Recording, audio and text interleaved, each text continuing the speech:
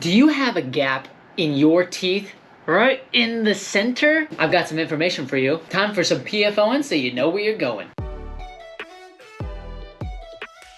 You might be one of those individuals that has a either small or large gap in between your front teeth. And we want to talk about some of the reasons why you might have those gaps and what you can do with those gaps when you do have them. Before we jump into the information, remember, if you have any questions, leave a comment below, or if you like the video, give us a thumbs up. I may not talk about everything that you need to know in regards to a space in between the center of your mouth, in between your top two teeth, but feel free to ask additional questions again, or you can leave a comment about your experience with your space in the middle of your teeth. The best place for you to go is your local orthodontist to get all the particulars about your special situation.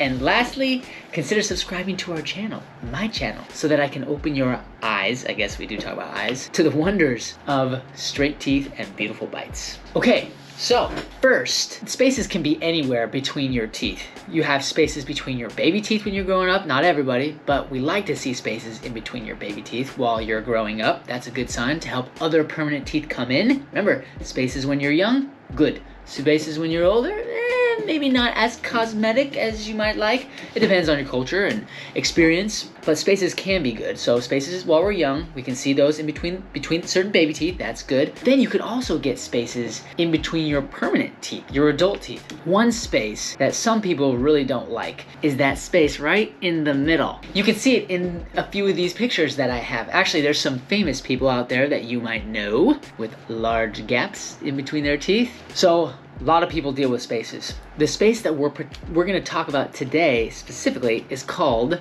a central diastema. And that's when you have, typically refers to the space in between your top two teeth, a central diastema. Okay, when we're young, we got a lot of baby teeth, and we start getting to 7 to 9, that age, usually when our first permanent teeth come in. The ones on bottom actually come in first, but when the top permanent teeth come in, and then the ones on the side, the lateral, instead of the central, lateral teeth coming on the side, when they come down into place, they can be right next to each other.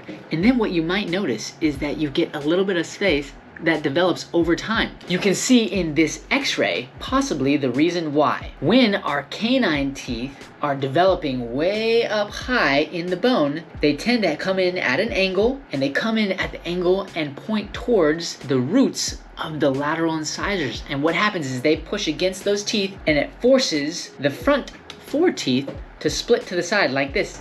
And so you get a little bit of space in between. So they're like this, and then when the canines hit from on top, they kind of go like this. You can see that in that x-ray. They kind of split to the side like that. So a central diastema, or that space in between the center of your teeth, that's maybe like really small, 2 millimeters or so, maybe less. Sometimes, and especially if you're at that age, right, where you have your adult canines haven't come in yet, that might be normal. Normal spacing that is a result of natural development. And what happens is those canines, you can see in this x-ray again, as you see those canines as they drop down into place, they actually force those teeth that have been pushed back out when they were hitting on top, it forces them back together.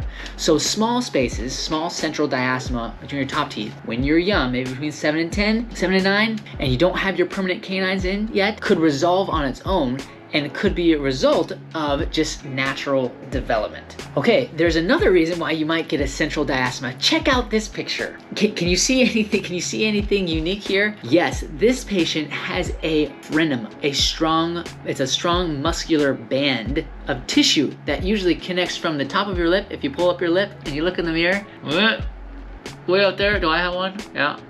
It connects from your lip down to your gums right here. Sometimes individuals have those really thick ones, and they reach all the way down to where your teeth in the middle touch, and sometimes they even go through, spreading your teeth apart, and that can lead to a center space, or the central diastema. Those are a little bit more tricky to resolve because those muscular bands don't just go away. So one of the questions is, well, how do I take care of it? Should I go cut it off? Please don't perform any at-home procedures.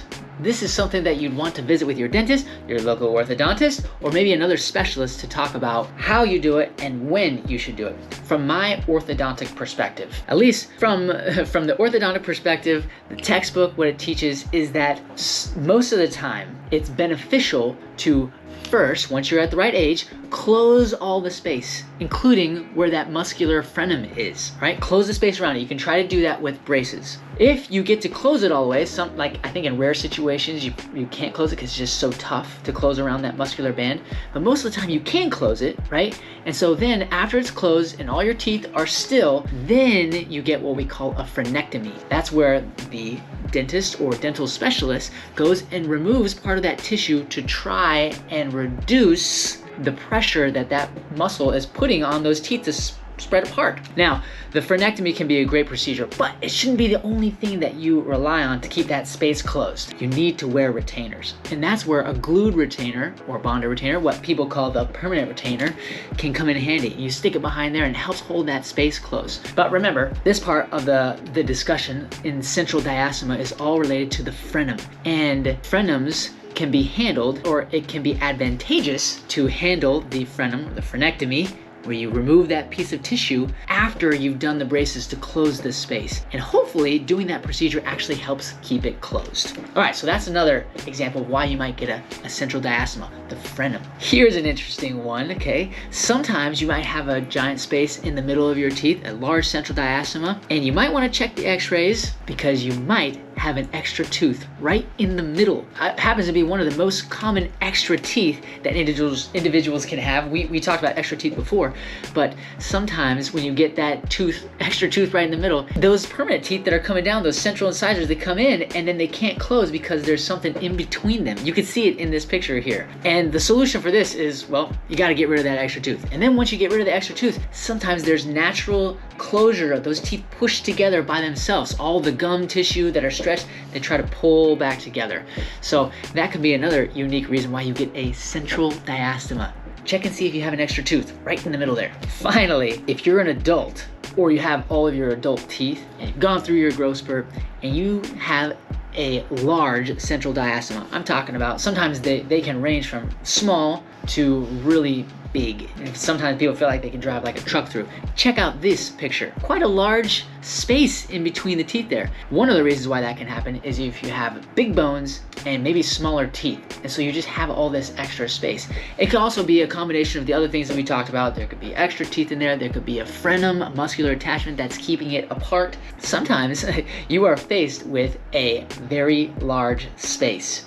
And it's not the end of the world. First off, it's not gonna kill you. Second is, what can you do about it? Same thing. For any central diastema, so that's the space right between the middle teeth, if you have this space and it doesn't close naturally over time, as remember your permanent canines come in like we talked about, and you've got all of your permanent teeth now and you've gotten older and it hasn't closed yet, then more than likely you're gonna need braces or Invisalign, something like that, to close all the space up. And then you need to remember to consider some sort of glued retainer or the permanent retainer to try and hold the space closed, in addition to a retainer that goes around all of the teeth. You're kind of a special situation.